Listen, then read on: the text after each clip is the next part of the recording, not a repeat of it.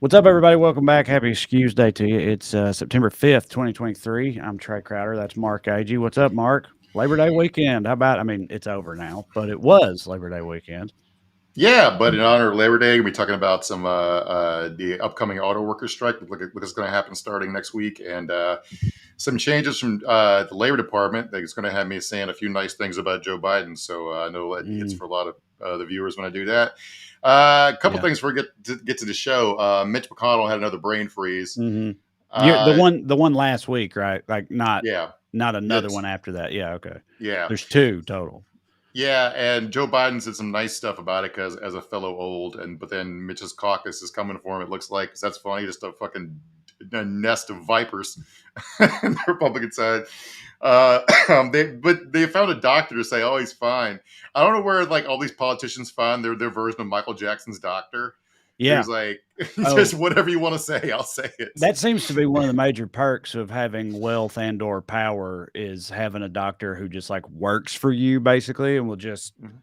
write whatever note or whatever script or just whatever you want. You know what I mean? Although, dude, I don't know. I've known some regular people who apparently had a doctor like that too. You know what I mean? Like some doctors are Yeah. just, they'd be like, actually, Joe Zimmerman, a very funny comic friend of mine, he had a bit on like an album of his years ago. It was like, he said, uh, he went to the doctor and was like, "Hey, I think I might have ADHD." And the doctor was like, "Okay, let me ask you, do you have health insurance?" And he goes, "Yeah." And he goes, "Yeah, you got it." Yeah, here's some Ritalin. Yeah. Yeah, it is. I just don't know. Like, these guys to be clinically dead, and the doctor be like, "Well, indigestion." It's like I'm looking Mhm. at a dead guy, man. I don't know what to tell you. Like, they're like, "Oh, he's dehydrated." Like, I've been dehydrated. I I didn't forget how to talk for 30 seconds and have another adult have to lead me around. I don't know. Yeah, there should be some kind of remotely plausible medical explanation that they could give, even if they wanted to then say, "But he can work it out and he'll be okay." You know, even if they wanted to say that, you think they could give something a little more plausible than just like, "Yeah, shit happens. You freeze up sometimes." Like, Yeah. I don't think you do. Another news, big get for Tucker Carlson tonight. He's a long sit down interview with the guy. This guy's been floating around for like 15 years, but he says he had gay sex with Obama in the 90s while they did crack together. And What? yeah, and it's like that's the level of guest. Like this guy's been interviewed by all the right wing tabloids for a long time, and he seems like a guy who definitely did crack in the 90s. But like this supposedly happened in 1999 when Barack Obama was 38 years old and a state senator and an employee of a partner at a white shoe law firm. And it's Right. just really weird to also be out in the streets doing crack and having sex in the back of a car. But so, but the funny thing was, he says, "Hi, my name's Barack Obama," and I had no idea who he was. Which, like, yeah, he's just the state senator. I probably couldn't Mhm. pick my state senator out of a lineup. But like the "I'm Barack Obama" part is a really weird tell because Barack's whole life went by Barry. Yeah. So like he wouldn't have introduced himself in a social situation. It's like you already gave away the game, but he just started going by Barack, so people like him wouldn't think he was trying to hide the fact he had a foreign sound. Like it's like I'm just Irish, Barry Obama. It's like I don't know. Is Uh, this tied into the aren't they also, and I know this is a thing they bring up every now and then and it gets floated around amongst those circles, dipshit circles, but like aren't they also on some stuff lately about something to do with him? He's gay and Michelle's a man or was a yeah. man or something like that. hmm Is this related to this dude? Is it all part of the same thing or are they two separate things? It's only related to the same thing in the sense that they're all fucking nuts, Right. and you Yeah. just have to like. It's like I don't care if I don't care if Barack Obama was blowing dudes and doing crack in 1999. What the fuck does it make to me? That's between him and Michelle. Uh, in Yeah, I other mean, news, especially yeah. now, you know what I mean? He's long since not been the president or whatever. You know what I mean? Like what is even the point Oh, of they think he's still running the country through Biden. Oh, okay. Well, there you go. All right. Yeah. So another news: Enrique Tarrio, the leader of the Proud Boys, got 22. He was sentenced today to 22 years in prison, federal prison, for seditious conspiracy, among other charges. If you don't remember him, he was like he's Mhm. the guy who he wasn't even at January 6th, even though he orchestrated a lot of it because he was arrested for weapons charge and his plane landed in D.C. So like very much just like he didn't even get to have the fun of walking around the Capitol. Uh, He's also he was their leader, but like he's one of their token minorities, right? He was like one of the only. brown Yeah. guys in the prominent in the Proud Boys or whatever. So Yeah, and he's always gone by Enrique. I know Enrique is Spanish for Henry, but they was called everyone at his sentencing was calling him Henry today and pleading for leniency. So they went with the white guy name for the sentencing, which was probably a smart yeah, move. yeah, makes sense. But the other they hit his family up there talking about what a nice guy is, and he was begging, please don't take away my 40s from me. 22 years is a long time. I wouldn't want to go, but here's me quote from the news report. And asking for a lighter sentence, Tarrio's lawyers pointed out that he has a history of working undercover with law enforcement. Usually don't want to plead I'm a snitch actually before going to federal prison Right. for 2 decades. Yeah. It's a bold Uh, strategy, Cotton. yes, it is. But he was sort of like he was hampered by the fact that all these guys have been claiming, "Oh, I've given up on politics. I don't even follow it anymore. I January 6th was wrong." They felt these like crocodile tears about what to do to their family if I'm going to go to prison. And he did get a downward departure from what the prosecutors wanted. They wanted 30 years for him, so he air quote only got 22. But he was probably hurt by last week. A guy did the same song and dance number, and then as soon as the judge gave him 17 years when the government wanted 25, he turned around and pumped his fist and said, "Trump won, motherfuckers." And then, and then, so yeah, so maybe they intentionally fucked Tario because he was a snitch. But he's also Joey Biggs, another guy who was sentenced last week, went on Alex Jones' show after he was sentenced and talked about how he plans on Trump pardoning him. So all these guys are treating this like it's a joke still. So yeah, Yeah, I mean, I guess they are like in their heads, they are probably banking on, Trump being rightfully reinstated at some point, whether through the election yeah. or whatever. And in which case, obviously, they'll be pardoned and then celebrated and, celebrated amongst the masses for the heroes that they are, is I mean, what they've it's got going Trump. on upstairs, I imagine. It's Trump. If it'll cost him any sort of mild inconvenience, he won't do it, or he'll just forget. But Hmm. also, like you're betting 20 years of your life on Trump getting reelected in part. Like I buy Mega Millions tickets, I get it, but like, what are you doing here? Uh, one more update before we get to the show. The case we talked about a couple weeks ago, Ken Paxton's impeachment trial started in Texas today. He's Attorney General of Texas. If you guys don't remember, he's basically he got impeached for a bunch of corruption shit related to a developer named Nate Paul, and also just being a lot of chintzy stuff. But there was it started today, and it does not look good for him. It was not going well. But some more other news reports, like former staffers came forward this week and or last week, and had some stories about stuff that he did, including taking unexplained Caribbean and European vacation trips. I mean, as Attorney General of Texas, that cost taxpayers $90,000 because of his personal security detail. He bought a $600 sports coat and charged it to a nonprofit event organizer, and this. He took more international trips than the governor and lieutenant governor combined. Like he went to Qatar to watch the World Cup, which I'm not sure where that's Texas Attorney General business. Right. Um, he also got personalized license plates or special license plates that I guess would have cost $12.50, but never paid. These like this anecdote still like you wonder why after like 2 decades of being horrifically corrupt in public life why they came for him. Here's the kind of thing they're actually mad about. And they quote from the story: around Christmas for years, Texas grocery giant HEB sent a coconut dusted cake to the Attorney General's office, which staff shared. That changed after Paxton was elected, according to 3 former employees. One said Paxton once told staff not to touch the cake because it was for his birthday, which is December 23rd. Another said Paxton brought the cake to a Tex-Mex restaurant for a staff lunch, but never served it. And a third watched Paxton and an aide walk out of the office carrying the cake box. The cake cost $45. Right. He fucked these people out of a bite of cake, and Yeah. they are getting him impeached over it. Right. Well, it's funny. We talked last time when he got brought up. It's like, man, you got to be a real piece of shit, like as a Republican AG in Texas, to get impeached by the super Republican majority they have in the state house there or whatever. Like, what has this guy been doing? And it's like, if he was just doing the regular, like Clarence Thomas thing, like, some Bahamas trips and stuff here and there, whatever, everybody probably turn a blind eye, but you can't just be not sharing the cake. You know what I mean? The Yeah. official office cake. That'll piss people off. But yeah, I mean, I guess they do have a line somewhere, and it's somewhere around, stealing cake. But this guy, I think also the larger point is just this dude was evidently just stealing everything. Cakes, He's, license plates, like he just wasn't paying for anything. Like for the remember, taxpayer was footing the entire bill. he stole a colleague's Mont Blanc pen until he was caught on camera and had to give it back. Oh, But right. like remember a part, like, remember his wife's a state senator. She's sitting in on the trial. They took away her ability to vote. But Yep. a part of this is like Nate Paul gave his mistress a job, like a no-show job, so to pay her to fuck Paxton or whatever. And so his wife's sitting there, and I'm like, if I forget, even if I just cheated on my wife, much less humiliated her to this fashion, Mm-hmm. there would not be a trial. I mean, she might Right. get a trial, but like, this level of stand by your man is like unprecedented, and this hopeless trial. The guy representing him, his name is Tony Busby, That sounds and familiar. That is he. Who is that? he's a Is guy that who's the running. Deshaun Watson? Not his lawyer, but the accuser's lawyer. I've heard I that name didn't. before. I'm almost certain, and as like a Texas attorney. Yeah, Anyway, you Google it while I I will. tell this, because he's running for Houston City Council. Busby is.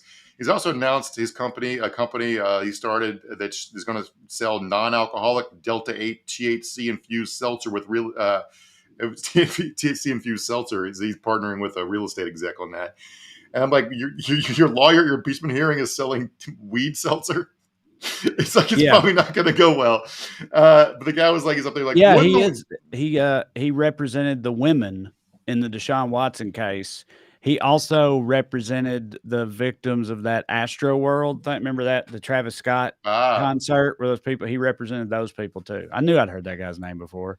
Well, those are both Anyway, pretty successful cases, so maybe he right. got good. But when I saw his lawyering videos, most of it was like emotional pleas, like, "What the hell are we doing here to a good man like Ken Paxton?" And then it cut to a vote where he lost 22 to 8. So it's just Yeah, well, like you can't win them all, buddy. I mean, this guy's there's this guy's really making it hard. It's like being Antonio Brown's lawyer. You know what I mean? Like, yeah. I don't Do you know what you're see? supposed to do with that. Do you see today? If you guys don't know, Antonio Brown's a thoroughly crazy former NFL wide receiver, and he announced today that he has CTE, and everybody's like, "Yeah, we Yeah. know." First of all, you can't Yes, but diagnose also that I was unless you have about to say postmortem. Yeah, he can't. No one doubts it, but like you can't. And it's like declaring bankruptcy or whatever. Like that's not. They can't know that until after the person dies, right? you're right. You Like got to you do an can't know autopsy. for Yeah, sure until an autopsy. So like he can't just do that.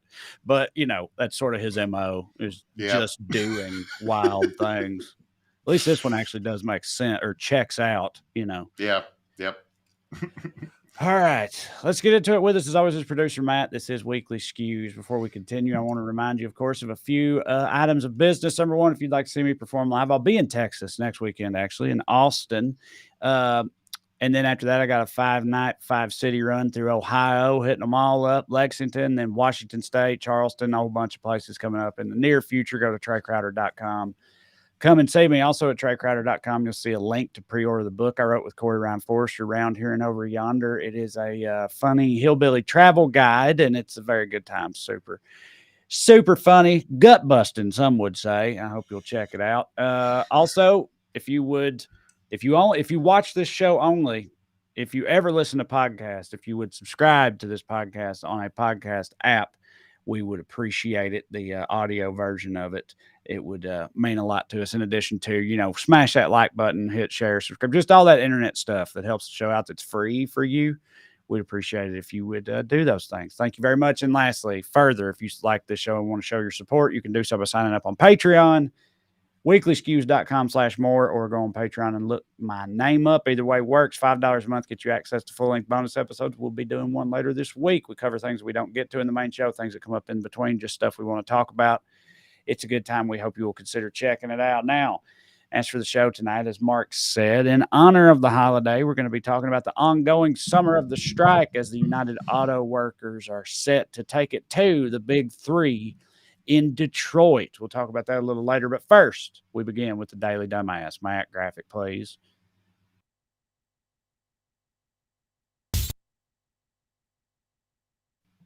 Tonight's DD, anyone who thought that even Ted Cruz couldn't make drinking look lame somehow. Let's see this video. State has now done that for new construction. They're trying to go after and regulate ceiling fans. I got to tell you, it's hot in Texas. We don't want to get rid of our ceiling fans. And now these idiots have come out and said, drink 2 beers a week. That's their guideline. Well, I got to tell you, if they want us to drink 2 beers a week, frankly, they can kiss my ass. No, okay.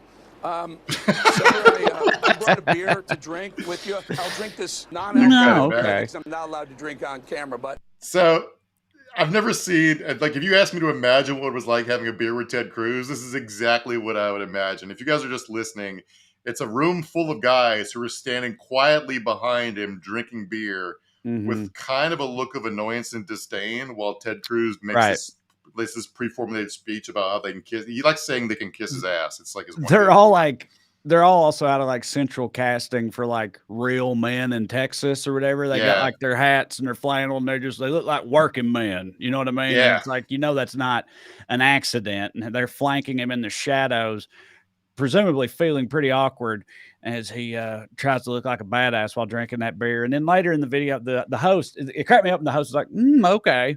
Just the way he said that was funny. But then he's like, I'll drink one with you. This one's non-alcoholic. And then Ted Cruz is like, yeah, well, mine's not. And then that guy's like, well, I'm going to drink a real beer after the show, just so you know. Again, this whole thing, like just trying to prove how manly and cool they are by drinking beers or whatever. But it's also like, I mean, I know we're about to cover this, but like the people that give out guidelines for like how many beers you drink in a week, that's a thing with everything, right? Like I'm saying, we have guidelines for sugar or meat or cheese or milk or any of that stuff. And it's like, no one's ever blamed the president for it, I don't think, or acted like it was like, legally binding requirement. Yeah. Exactly. It's just like, no, they make suggestions for a healthy lifestyle or whatever, and you can say fuck that if you want, and it's always been that way. Why are you now acting like it isn't?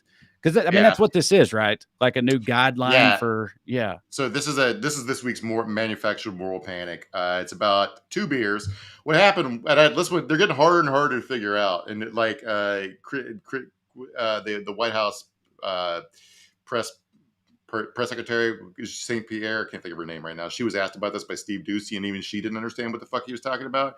So what happened was the director of the National Institute on Alcohol Abuse and Alcoholism, a guy named Dr. George Koob, was given an interview to the Daily Mail, and they were asked how U.S. alcohol guidelines could change when they're revised in 2025.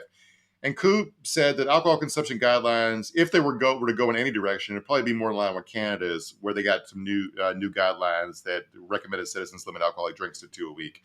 And he said, here's the money quote. I mean, they're not going to go up, I'm pretty sure. The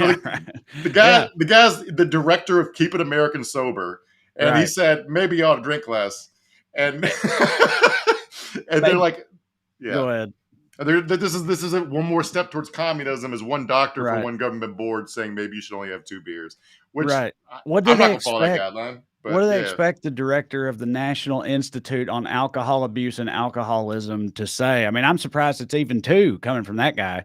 Also, this dude's name, George Koob, maybe it's just me, but I feel like it doesn't really fit because he just sounds like the biggest tank in the fraternity to me. Koob, you know what I mean? Like Koob, Koob. Yeah, he sound, he's got a drinking name to sound to me, but this all reminded me, like, I don't know, what do you want your doctor to prescribe you to get drunk? I'm not sure, like, what the fuck? Like, but they did remind me of my buddy Paul when I lived in Texas. He happens to be, his parents are from India, and his dad didn't drink at all, but then his doctor had some sort of, like, I don't know, high cholesterol or something that would be good for him to drink, like a beer occasionally.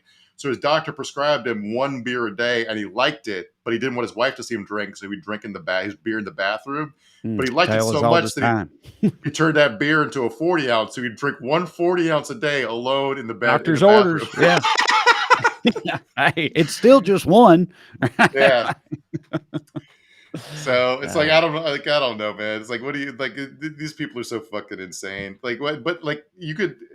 My buddy Charles made the joke that, like, if you could get some government official to say that you should eat no more than 1 battery a day, all these people would fucking die. So we just need to do that. Ted Cruz. I hope Ted Cruz's doctor prescribes him to drink a 5th of vodka and then operate a backhoe. That's what I'm hoping happens. Yeah. All right. Our honorable mention for Daily Dumbass is Joe Biden for not doing anything about climate change when he first took office during the Ice Age. Marjorie Taylor Greene explains. Climate change? You're going to tell me that back in the Ice Age, how much taxes did people pay and how many changes did governments make to melt the ice? The climate is going to continue to change.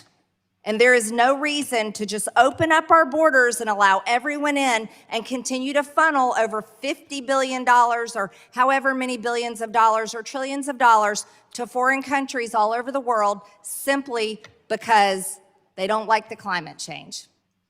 All right. So, Mark, I mean, I could be wrong here, but like that sounds to me like she's just sort of like stringing a bunch of their bullshit together.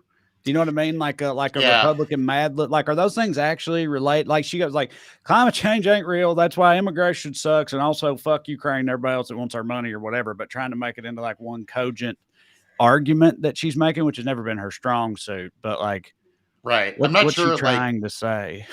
I was mostly focused on the climate change part of it because she's Yeah. like she's trying to say the climate always changes and God Yes. does it. Humans don't do it. Right. Except that the ice age was caused by an asteroid hitting Earth.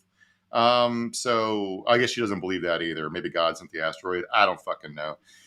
But Congress is coming back into session, and they're coming back off their summer breaks, you know, because they need a good 7 months off a year. And a lot of people spend it having fun. For example, Ronnie Jackson, you know, the former White House doctor / pillhead, is now a congressman from Texas. He got arrested drunk at a rodeo, so he had a good time. Yeah. Marge has been running around the country trying to make her case to be Trump's VP candidate. She's basically seems to be in a dead heat with Kari Lake at the moment. The two of them hate each other. These psycho rivalries intrigue me. Like we've talked about Boebert versus Marjorie before, and now it's Kari Lake. They all seem to agree that each other aren't serious people, but don't own mirrors, I guess. Right. But do Boebert and Kari Lake hate each other? Or is it just they all hate MTG? Or is it like a triumvirate of hatred? They all three. Yeah, I don't know. Suck. I haven't seen anything about Kari Lake versus Boebert, but of course they're not competing for anything the way that the other sets of the trio are. It's like in Congress, MJT and Boebert compete for attention and to be basically the same person, and then the VP thing on the other end. Right. So as climate change becomes more and more obvious, and we can just like see it and touch it, they're getting way, way stupider. And it's going to become the preeminent, issue of our time. So they have to figure out something. God, I fucking hope so, man. Like, I don't know. I don't know if it's to going be to play out. Yeah. I mean, it does, but not with these unserious people arguing. Because one of the things Green said recently, this a couple of days ago, she went on Alex Jones's show to talk about Burning Man. And she said two things about Burning Man that are the exact opposite. One, she said God sent tornadoes to Burning Man to teach them a lesson, which I didn't see anything about any tornadoes, but I don't doubt it. But she also said that whatever happened to Burning Man was a conspiracy theory to get everyone in one place. There were these conspiracy theories floating around all weekend about how like FEMA was trying to trap people there for some reason to contain an Ebola outbreak. That was a joke conspiracy theory. And then but Marjorie is saying that they trapped them there and flooded it to convince them climate change is real, and all these people would go home and spread climate propaganda. So, like, is it God sent tornadoes or the government manufactured the weather? Right. Or both? Or I'm not sure. Right. Well, see, they only planned on maybe the flooding, but then God sent the tornadoes just to up the ante a little bit or whatever. But yeah, I mean, there weren't tornadoes, right? Just rained a lot. No. Yeah, it rained a lot. People's cars like sank in the mud, so nobody could get out. It was pretty funny. So what if they like expanded their definition of like, God smiting people with weather too? Because it used to just be the gays, right? Gay sex led to all these earthquakes in California or whatever. It's like, California's the gayest place. That's why it's always on fire and being, getting hit by earthquakes and stuff. But then gay sex also causes hurricanes and tornadoes and things of that nature. But I don't think everybody at Burning Man is gay. Or maybe you're gay while you're at Burning Man. But you know what I'm saying? Like, like just anything, any kind of liberalism can now cause tornadoes. Burning Man's brand currently, it used to be a really hippie thing, but then with all the tech guys, it's sort of like for tech libertarians. I mean, 80,000 people went there at 75, so it's a broad cross section of just people who want to do drugs and listen to trance music while they look at weird art projects. But like, I don't. There's it's also supposed to be, as I understand it, it's supposed to ostensibly be like super anti-capitalist. It's like a deconstruction of capitalism or something like that, but it's been co-opted by Silicon Valley and tech bros or whatever. But there's no money there. There's no currency, all that shit. They still do that. But it's like turned into something that it wasn't, which is what happens to anything that, gets too popular. I think the guy who owns it is a hardcore libertarian, if that matters at all. But it's just like, I mean, they're all there's no currency unless you count trading drugs for sex. What's that? I don't know. Yeah, barter system, Mark. Yeah, yeah, All right. Well, Labor Day. yeah. So we just had Labor Day in the middle of a pretty big. We've been talking a lot about labor, which is sort of weird. Like we're going to talk about the automaker strike and how many people are about to go on strike and how this level of labor action used to be kind of normal, but just isn't anymore. But I was like wondering how we got Labor Day. I looked it up, and it's a pretty funny story. Well, it's not funny to the people who died, but so uh, Grover Cleveland. All right, Labor Day is sort of unofficially started as like a march by labor organizers in North Carolina, in New York City, who would just have it once a year. It wasn't any sort of official state thing. They would just like march around or whatever. But then there was a Pullman strike in Chicago. Pullman was like a company that made railroad cars. So a bunch of people in Chicago went on strike. Grover Cleveland sent in the army to fucking crack their heads and hurt people. Broke the strike. And then when people got mad at him for it, he's like, fuck, I guess you guys all get a day off now. But they chose it at the end of the summer instead of May Day because May Day is for communists. They didn't want to be associated with that. All right.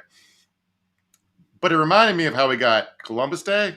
We talked about it back during Columbus Day, but if you don't remember, there was a hate crime where a bunch of Italians were lynched in New Orleans. So Benjamin Harrison was like, okay, fuck, all the Italians are mad at me. Everybody gets a day off work. So what I'm thinking is currently we get every time the government fucks up and a bunch of people die, we get a day off work. So we currently get 7, 8, 10 Mondays off a year. If we have 40 some other disasters, we can have a 4-day work week, Trey. Sure. This is my plan here. Yeah.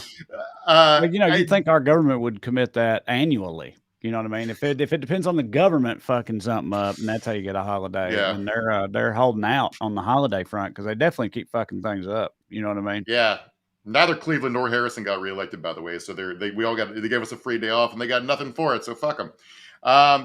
So there's about to be another big strike. United Auto Workers voted last week, and 97% of their members voted to approve a strike. The work stoppage would start September 14th, which is next Thursday. Yeah, I might be doing the math wrong.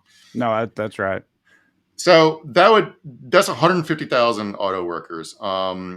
If they do it, it'd be the most workers that have been on strike in a single year since 2018. Now, 2018's numbers in our current modern context were artificially inflated by teacher strikes, which were like statewide in a couple states. So that was a shit ton of people in one labor action, and they got some decent results. That's a graph Matt threw up. I didn't see that graph. So this is if we're counting here, this is the most people that have been on strike in a year since it would take the number to 450,000, which is the most in a long, long time. Other than 2018, the most in a long, long time. The important thing to know here is in the 70s and 80s, 400,000 plus people being on strike every year was pretty routine. So this is something like getting back to normal relations between workers and their employees. I guess I didn't really. I mean, I guess I never really thought about it, but I know there was a lot of blood, sweat, and tears involved with getting, unions on the board in the first place and some labor reform, when it all first happened. But I didn't realize that, that this, because it's been all over the news all summer, the summer of the strike, everything. I didn't know that this would just be literally every other year for a big part of this country's history. It's this was just the norm. I didn't really know that until the 80s. Wonder what happened in the 80s. Ronald Reagan, baby. Always. Was it 83? Reagan broke the air traffic control strike, and a bunch of auto manufacturers moved their plants to follow his lead, move their plants to right to work states, and then workers lost power, and they're trying to reclaim some of it back. So, I think in general, I feel like if somebody just got all their news from watching this show, I think things are getting continuously worse. Instead, more it's things are always just sort of a cyclical version of bad and getting better and worse in some ways, and having to fight the same fights over and over again after bosses get too cocky. Right. But the people in charge, in theory, their job is to make deals, but I think they've forgotten how to make deals, and sometimes you have the losing end of it, the stick. I don't know. Something I've been thinking about in terms of the strikes we're on right now, where they've already lost but won't give up. So the auto workers, this headline made me mad when I first read it, but then when I read the story, it made me feel bad because it read like corporate media propaganda. The headline reads, UAW presses Big Three with audacious demands, edging closer to strike as deadline looms. Now, the kicker here, what made me not mad is the word audacious comes from the guy leading the United Autoworkers, Right. asses are audacious. So that Right. buddy. And how you feel?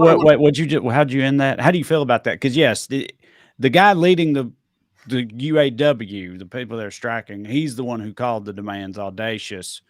What do you think about that choice of words on his part? I would have used that word because like Yeah. I'm not even sure how much the PR war matters in this stuff, but like because it's really just money, right? That doesn't really matter. Money doesn't care what people think of it.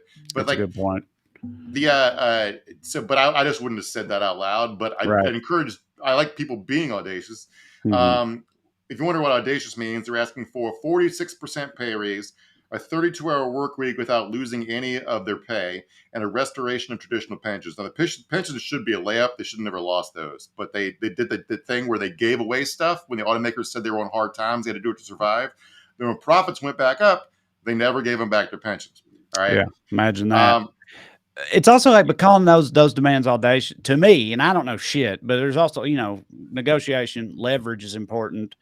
Mm-hmm. It sort of reads to me like acknowledging, yeah, we know we're probably not going to get all this, or do you know what I mean? It's like we're coming in high or whatever type of thing, like you do in negotiations. It feels like sort of acknowledging that, like, we're wilding right now, but we'll see where we end up.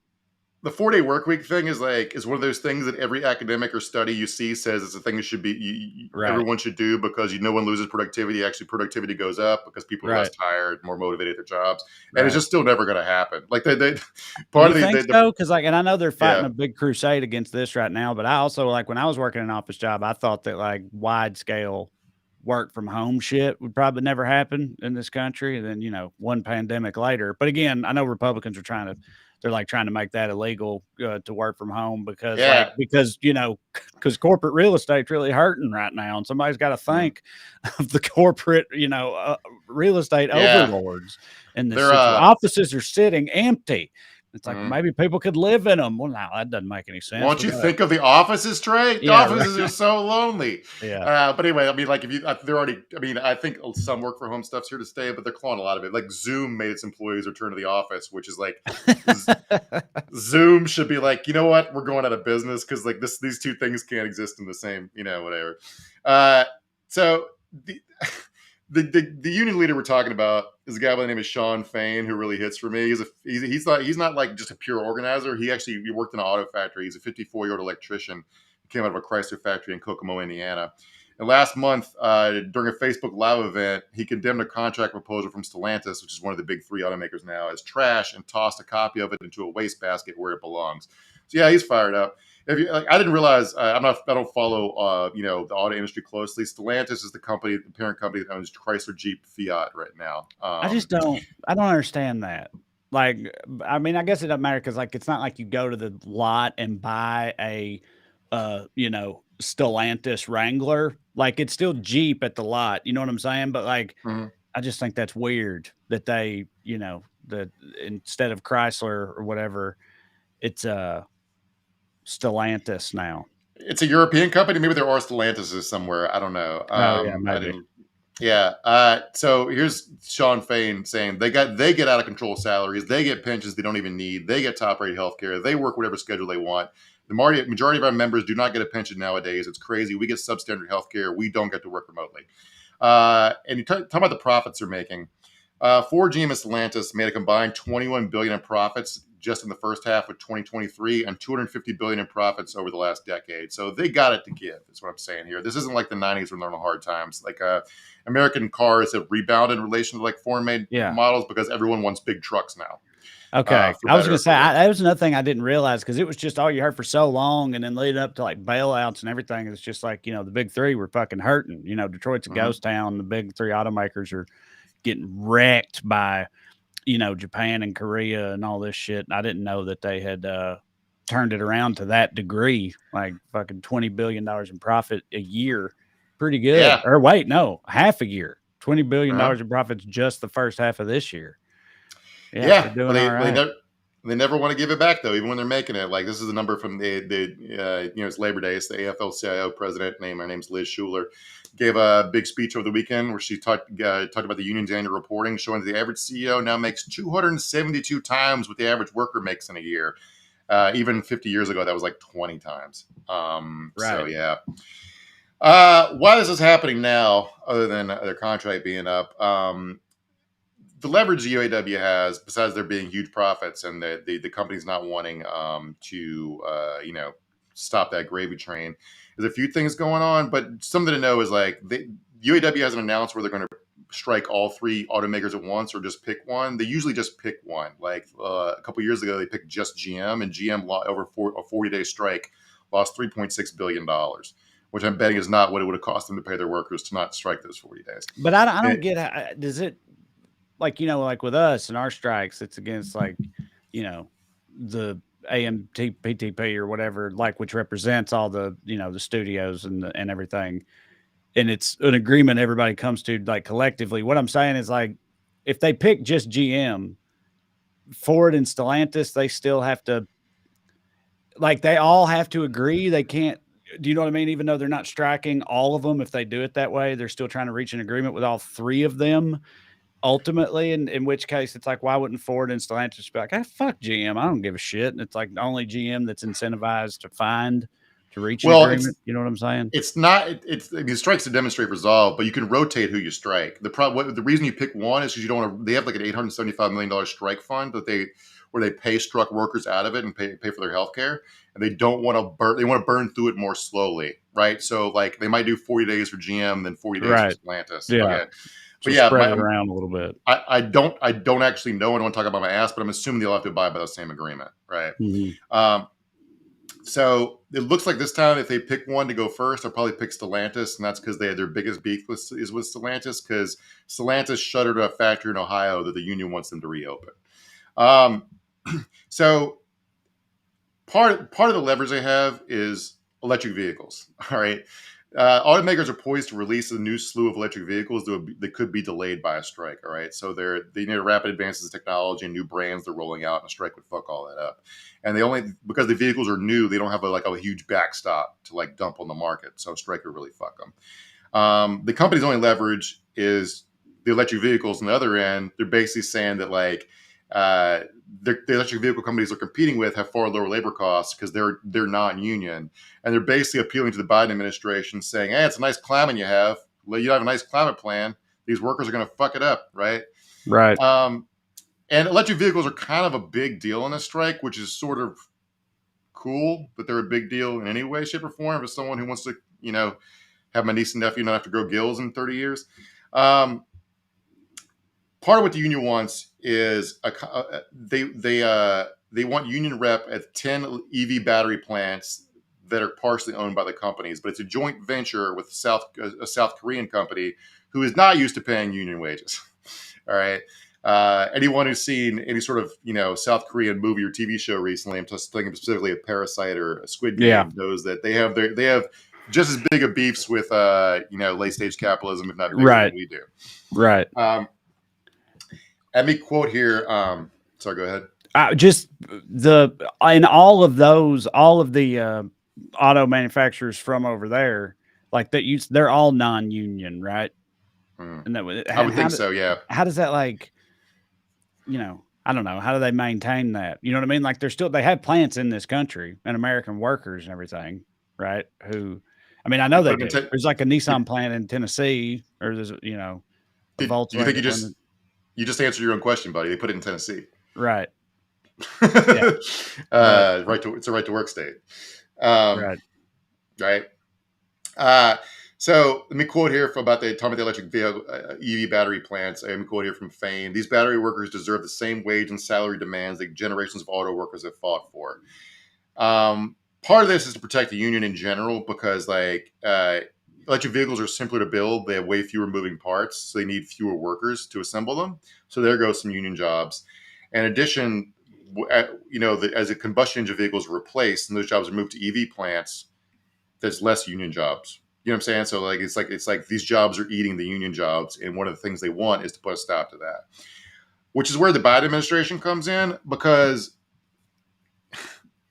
This is like one of those headaches that come from trying to actually govern responsibly, because you have two competing priorities here, right? You have all your climate measures related to, the Inflation Reduction Act, and you have like you want working people to have decent jobs, and they don't have an answer to this question yet about how to go fast and make electric vehicles and also have them also be union jobs, because union, negotiations take a long time and Right. factories unionize pretty slowly. They're doing some things to try to help. We'll get to in a little bit, but let me quote here from a senior Biden administration official. He said, "There's no magic solution in the administration's back pocket on the joint venture facility question. The issue throws a new complicated dynamic into contract talks, are usually centered around traditional economic asks like higher wages." And the guy, here's a quote: "We agree completely that battery factory workers deserve every right to organize and negotiate for jobs that provide the pay and protections needed for economic security and economic dignity." But this dynamic is why the UAW has not endorsed Biden yet. Right. It is a weird thing, because it'd be like if AI, right, was saving the planet to any degree. Right. You know what I mean? In our situation, if it was like somehow AI that was good for the environment and everybody knew it was bad for us, right? So yeah, it's but we're not in that scenario, but it does make it a bit of a sticky situation. Well, the solution is simple. It's just painful for rich people. The solution is you just have AI everywhere, except for job protections for the industries where, it actually displaces people.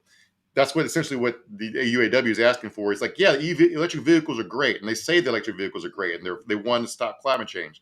Just make sure the battery plants are union. That's the simple solution. Right. But it's not simple to the automakers, right? Yeah. So the main reason they withheld this is all the main reason they withheld their endorsement. That's not to say they're going to endorse Trump or some other candidate. And let me quote here from their statement about this. Quote, "Another Donald Trump presidency would be a disaster, but our members need to see an alternative that delivers real results. We need to get our workers organized behind a pro-worker, pro-climate, and pro-democracy political program to deliver for the working class." They're just like withholding to put Biden's feet to the fire on this. And it appears to kind of be working. So Biden administration did a couple cool things recently. They put out a big report from the Treasury Department, basically making the argument that unions are great for everybody, which is not something that, for example, a Republican administration would ever fucking do, or even probably Obama or Clinton's administration. The report, it was titled "Labor Unions and the Economy." It talked about spillover effects, basically how union jobs are good for non-union workers as well, because they raise everybody's wages. Like they have numbers here. Because you want to, if you want to be competitive or what, like if you want to hire good people to make a good product and remain competitive or whatever, you're going to have to be able to match or come close to matching what they get in a union position or whatever. Yeah. You know what I mean? It just makes sense. Here's a graph from that Treasury Department report. It has the red line is the income share of the top 1%, and the blue line is union membership rates. Now you can see how they correlate right there. Union membership goes down, top 1% goes way up, right? So that's part of the argument they're making. But the numbers are like for every 1 percentage point increase in private sector union membership rates, it translates to a 0.3% increase in non-union wages. So like if a union worker gets a dollar raise, then a non-union worker gets a 30 cent raise. So there's also non-economic reasons companies and conservatives hate unions, which is like, I thought that was interesting to include this data. Like for non-union, union voters are more likely to vote by 12% because they encourage their membership to vote, and they make sure the companies give people time to vote. They're also more likely to volunteer and donate to charity. I'm assuming because they have more money and free time. But I just wanted, after Labor Day, I wanted to make the case that everybody should be rooting for unions, and Nikki Haley and her campaign for president made the case more effectively than I ever could. Here's a standard Republican talking point about how we all need to work until we die. You've got multiple candidates on that stage that said they wouldn't touch entitlements, including Trump. And any candidate that says they're not going to touch entitlements means that they're basically going to go into office and then leave America bankrupt. Social Security is going to go bankrupt in 10 years. Medicare is going to go bankrupt in 8. So the way we deal with it is we don't touch anyone's retirement or anyone who's been promised in, but we go to people like my kids in their 20s when they're coming into the system, and we say the rules have changed. We change retirement age to reflect life expectancy. Instead of cost of living increases, we do it based on inflation. We limit the benefits on the wealthy, and we expand Medicare Advantage plans. What's the right age there then, Ambassador? Well, I think we have to do the numbers. We've got to figure out what it is. But what we do know is 65 is way too low. And we all right, fuck you. Cut it off. Yeah, dude. That's wild. It's wild. It's like, and we had talked before, I was like, I just don't understand how any of these Republicans think this is a winning strategy to go after Social Security and everything, considering their base and the mamaws and papaws and whatnot. But like, and you had pointed out, and she says it right there. She's just like, listen, we're going to leave y'all alone. We're just going to fuck these kids is what we're going to do. We're going to fuck them up. And like that is a winning strategy on the right. It's just such a baldly shitty thing to have be a major, like a foundational part of your party's platform or whatever. It might actually make sense in the Republican primary because young Republicans are already all rich or think they're going to be rich, and your older voters, you're just telling them you're going to let them off the hook, but probably cut their taxes because they have to pay Social Security for young people. But no, I get it now. To make this argument that we need to raise the age of retirement because life expectancy has gone up is extremely stupid at a time when life expectancy is going down for Americans. Yeah. This is like the most cynical. You're just fucking lying. This is like here they quote some numbers here from the CDC at that the decline from 2020 to 2021, the life expectancy declined from 77 to 76.1. That's for people born in 2020, I think. So even for babies, they're going to die sooner. That 0.9 year drop in life expectancy in 2021, along with a 1.8 year drop in 2020, that's a lot of that was due to COVID. I was about to say that's got to be COVID related, right? It has to be. But it still got lower than the COVID year. Was the biggest 2-year decline in life expectancy since 1921 to 1923, which was the tail end of the Spanish flu epidemic. All right. So you're going to need a pension because these motherfuckers are going to take your Social Security. And if you ever want stuff like paid family leave, you're going to need to get it from your union because Michigan is trying to pass a paid family leave bill right now. And Republicans are running around calling it summer break for adults. This is paid family leave. So you can take care of your newborn baby or your dying mother or your dying wife.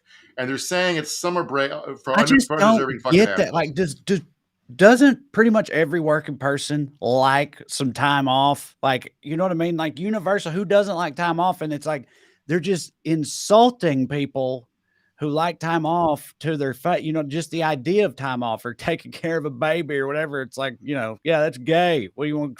What are you, a child? A gay child? You don't need to go to fucking summer camp. You work 12 hours a day until you die like a man. Yeah. Be quote here. This was like a leak to the Michigan Republicans accidentally leaked this fucking these talking points. But this one, one of them was aspiring tyrants never tire of grand plans of telling you how to live. Offering you the chance to spend time with your newborn infant is telling you how to live. You don't have to take it. Right. You don't have to fucking take it. It's like, this is absolutely insane. But the thing is, people are getting wise to this game. And that's probably why Republicans are trying to end the right to vote because young people are, turning pretty hard left pretty fast. Here's some new polling from last week. 88% of young Americans support labor unions, which makes puts Gen Z on track to be the most unionized generation in American history. Overall, right now, about 67% of Americans say they approve of labor unions. That's from a poll by Gallup. That's up from 54% a year ago. Again, up from 54 to 67. This is like, it's been 40 years since union support was even remotely this high. It was just around 50% in the early 80s when we still had a heavily unionized workforce. So like, people are fucking fed up, dog. We always talk about it. Which Biden's trying to capitalize on all this. I mean, capitalize sounds like it's cynical, but he's trying to lean into this because it's a popular movement. Also, it's good. Biden's NLRB, the National Labor Relations Board, did a couple cool things recently. On Friday, it released a ruling in a case called Cemex Construction Materials Pacific. Basically, they changed the burden of proof in union disputes. It used to be like the union would have to prove that the company was squashing a unionization movement, right? Now, the company has to prove bad faith negotiation they have to prove that there's not really 51% support for a union, which is harder to do. So it makes it a lot easier to fucking basically they're caught operating in bad faith, for example, for firing unionizing workers, as Starbucks has done hundreds and hundreds of times in the last few years, automatically union recognized. Fuck you. Automatically union. So when I talk about how like they're trying to help the unionization efforts of the electric vehicle battery factories, this is what I'm talking about. This kind of stuff. So hopefully this kind of stuff helps get, the UAW's endorsement and helps the union, more importantly, because it's, real life people stuff. But they still bump up into the central problem of Democrat brain, the thing we complain about here. Mm-hmm. One of the reasons these changes happen so rapidly, rulings in consecutive days, is because one of the 3 Biden employees on the Labor Relations Board, her term's about to run out. Her name is Gwen Wilcox. Once she's off the board, there will only be 3 members left, since one of the Republican seats has been vacant. Basically, the system is like tradition is there are three representatives of the president's party, 2 representatives from the other party. All right. And so if the one Republican seat's empty, that means there's 3-1 Democrat to Republican.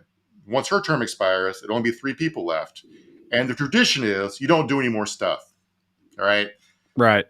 Republicans know this, so they haven't nominated anyone to replace the Republican seat because they know that the Democrats won't nominate a replacement until they do. Yeah, because that's also tradition, right? The tradition is like you don't. Yeah, if they don't nominate somebody, then the Dems won't nominate a replacement either, which would leave the board with just 3 people. And then there's a separate tradition that says when there's only 3 people, they don't do shit or whatever. And it's like, where do these arcane traditions come from, man? Like, why do we need shit like there? These unwritten rules for the National Labor Relations Board. It's like, just do the stuff you're supposed to do. What about the tradition where if Republicans are supposed to nominate somebody for the seat, they nominate somebody for the seat? That's also a fucking rule, right? Yeah. An unwritten rule.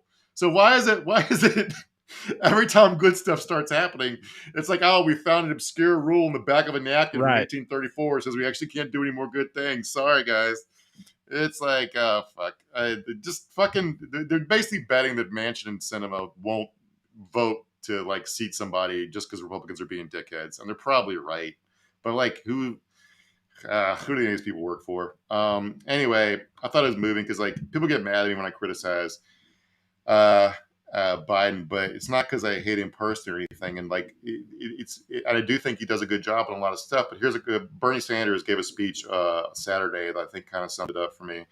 It's no secret that I want Joe Biden to be reelected president, and he and I share the goal of beating back right-wing extremism. We also want Democrats to have majority control over the Senate and the House, and governors' mansions and state houses all across the country.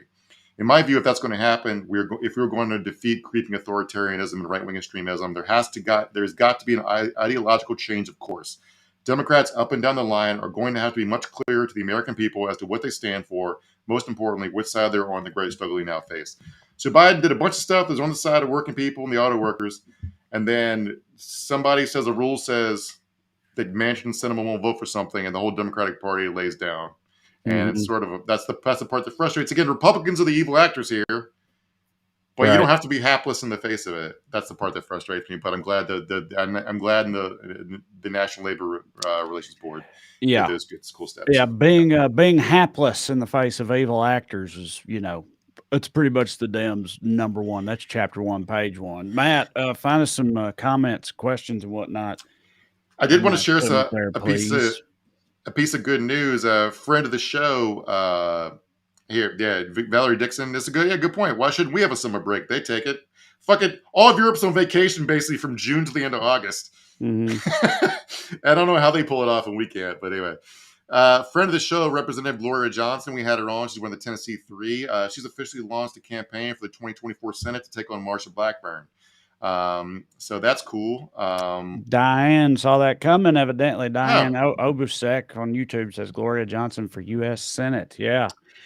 Yeah, I was excited because I mean she's got a lot going for her. She's plain smoking, good hearted, good good values. On the other hand, Tennessee, and she's a sane person with good values, so it's Yeah, really we don't straight generally against. don't generally go for that sort of thing. Dude, Yeah. Marsha Blackburn was a pretty back-breaking moment for me in the current political landscape as a Tennessean because, like, she was running against Bredesen, right? And Bredesen was a former, governor and mayor of Nashville and all this stuff who was, like, well-liked and a Democrat that, was generally well-liked back in the day. And he tried all that, like, and he was being, like, moderate, or whatever, and just got absolutely wrecked, man. And that was very eye-opening for me. And also, I just hate Marsha Blackburn with every fiber of my being. Tonda Lewis says, these scum have no idea what a physical job does to the body by even 55 years old. They can sit on their ass in the office and maybe they can work longer. I mean, yeah, that's true, and it will be people that, like, real working people will be the ones that are most expected to, work beyond the current retirement age or whatever. Like rich people, sit on their ass and their money makes them money. They can retire wherever they want to, whenever they want to. Richard Daniel says Americans have been brainwashed into believing they don't deserve time off or retirement. Yeah, when I was saying that earlier, I was like, who doesn't like time off? In my head, I was like, man, actually, there are plenty of people out there who are like, no, you work. That's what you do. Like the value, hard working hard. That's what being an American's all about. Even if it's, just Well, for if you like fucking, it, you know, yeah. If you like it, then that's fine. I don't care if everybody wants to work themselves to death. But yeah, right. like the person's talking about the physical. Like my wife waited a lot of tables and had to like make herself into like an events manager job that she created at the restaurant she worked at because her knees and back were giving out, and she was only like 32. That's just what it. That's just waiting tables. It's not digging ditches or anything. My dad worked construction and basically couldn't close his hands the last 20 years of his life until he was 40 on because of operating heavy machinery. Yeah. Price is right. Says 2 weeks notice will get you a raise. Sometimes, yeah. Sometimes they get real mad at you and tell you not to come back for the rest They of the 2 weeks. continue. I tried to quit 3 times, ended up with 3 raises. Hell yeah, buddy. Good for you. I mean, Yeah. that's a solid move. Yeah. But like Mark said, they might also just be like, all right, well, fuck off then. That's the kind of move that like is my personality. Yeah, or it's also like Price. I'm gonna just call you Price. I'm assuming that's a nom de plume, but the nom de guerre. Which one we go with? It's the undercover name. My charisma level or whatever it is, if I try moves like that, I immediately get told to fuck off. Oh, so buddy. I'm not, Me too. yeah, Absolutely. yeah, No yeah. way I So can pull that off. Price is very well liked and charming and good at their job. So. Russ Stanford says my 401k, I'm assuming. Oh, okay. 403B disappeared in 2009. $80,000. Poof. After 25 years of working at the same place. Yeah. Yeah. That's horseshit, man. I was just watching. I rewatched The Big Short last night. Great movie. But it was like, I was just, every time I watch that movie, I'm just marveling at how, like, it's all just made up. Like it results in like people's lives just being ruined, you know what I mean, across the whole country, like real people with very real consequences. And it's all based on like just made up shit that's not even, you know what I mean? Like the CDOs and synthetic CDOs and all that shit they were doing. It's just like some sort of fucking, I rewatched that movie. It just got added to Netflix if you guys want to watch it. I fucking love that movie, but it makes me so mad every time I watch it because like none of it makes sense. You watch the characters slowly go insane when they realize that the whole system they devoted their lives to is just nothing but fraud. Right. But yeah, we read that one. Oh yeah. So I've recommended to you the documentary Telemarketers is dropped on HBO. If you watch that and don't want to do a fucking revolution, I'm not sure what to tell you because it's like. The level of scammery, and I realized how many charities my mom's been taken by. They're nothing but complete fraud. It's just like Jesus Christ. Yeah, I've been hearing wild things about that docu series. Got brought up to me earlier today. Need to check it out. It is hilarious. It's basically about a bunch of guys who worked at a call center in New Jersey in like the early 2000s, realized they were part of something deeply corrupt and weird, started filming themselves in their camcorders. They're all doing drugs on heroin, high at work, calling old ladies pretending to be police officers, taking their paychecks. Cops are getting a cut of it. It's fucking great. Jesus. Yeah. All right. Yeah. Michael Loeb or Loeby says, yes, Gen Z labor. Love it. I agree. All right. Thank you guys for watching, and I hope you enjoyed your Labor Day weekend. Before we go, I want to again remind you real quick, TreyCrowder.com to get tickets to come see me or pre-order the book. You can also watch my special on YouTube. Subscribe to the podcast on your podcast apps, right? Even if you just watch the show, it'll help us out. Smash the like button, all that good shit.